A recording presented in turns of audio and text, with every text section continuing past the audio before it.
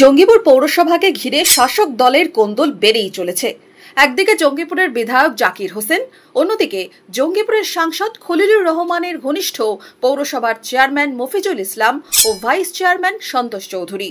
জাকির হোসেন সাংবাদিক সম্মেলন করে জঙ্গিপুর পৌরসভার রাস্তা থেকে আবাস দুর্নীতি নিয়ে বারবার সরব হয়েছেন।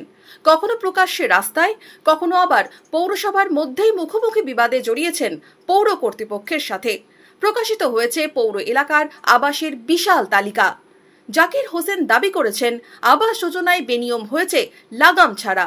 এই পুরুষ আপলোড হতে পারেন যে আপলোড দেখেন যে কারা কারা দুর্নীতি জড়িত, কার কার আছে, সেগুলো আপনি দেখে নিতে পারেন। আমরা লিস্ট দিয়েছি, এটা তো সামান্য মিনিমাম মাত্র, সবটা তো আমরা করতে পারিনি। কেন আমাকে পুরসভা কোঅপারেট করে না এবং পুরসভার অফিসার কোঅপারেট করে না, এসডিও কোঅপারেট করে না, তাই আমরা করতে পারিনি।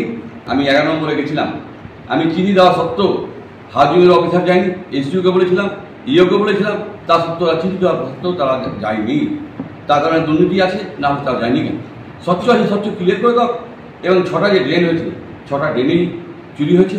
এবং আপনারা জানেন 5.5 কোটি টাকার যে আমরপুর কাজ হয়েছিল, ঢালাইয়ের চুরি আছে। কেন যদি স্বচ্ছ থাকে, কাগজ ফেলে দিতে পারে, আপনারা জানেন, সঠিক মাপ দেখিয়ে দিতে পারে। তাই কেন দেখাচ্ছে যাচ্ছে না? তার মানে এটা আপনাকে ধরে নিতে হবে, 2 নম্বরই আছে, 2 নম্বরই ব্যবস্থা হবে, আইনের মতো। যদিও জাকির হোসেনের এই দাবি একেবারেই মানতে রাজি নন পৌরসভার ভাইস চেয়ারম্যান সন্তোষ চৌধুরী। তার দাবি, বিধায়কের মন্তব্যে তাদের ভাবমূর্তি কলুষিত হচ্ছে। উনি লোকের কথায় ভুলভাল শুনে ভুলভাল করে স্টেটমেন্ট দিয়েছেন, বক্তব্য দিয়েছেন, তাতে কিন্তু আমরা খুবই ওনার প্রতি দুঃখ প্রকাশ করছি। দলের এতে ভাবমূর্তি ক্ষতি হয়েছে। বিরোধীরা তো সবসময় অ্যাক্টিভ আমাদের এখানে, বিরোধীরা তো ধরার জায়গা পাচ্ছে না, পড়ছে না। সেখানে কিন্তু আমাদের বিধায়ক বলছেন, এটা কিন্তু আমাদের দলকে জানাবো, শীর্ষ নেতৃত্বকে জানাবো, এটা দেখার জন্য। এতে কিন্তু লাভের লাভ কিছু হচ্ছে না, আমাদের দলের ক্ষতি হয়েছে, দল প্রচণ্ডভাবে ক্ষতি হয়েছে। দিন কয়েক আগে জঙ্গিপুরের সাংসদ খলিলুর রহমান তোপ দেখেছিলেন জাকির হোসেনের বিরুদ্ধে।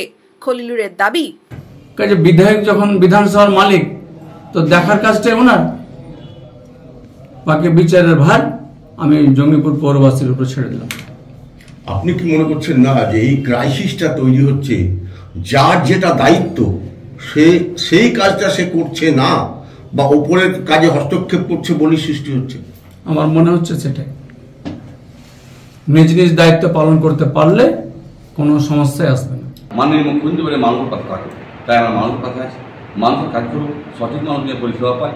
এবং অভিষেক বন্দ্যোপাধ্যায় বলেছে, সঠিক মানুষের কাছে পরিষেবা পৌঁছেছে কিনা, এটা একটা সঠিক পরিষেবা, আবাস যোজনা। জঙ্গিপুরের শাসক দলের প্রকাশ্যে কোন্দলে বিধানসভা ভোটের আগে সরগরম দাদা ঠাকুরের দেশের রাজনীতি।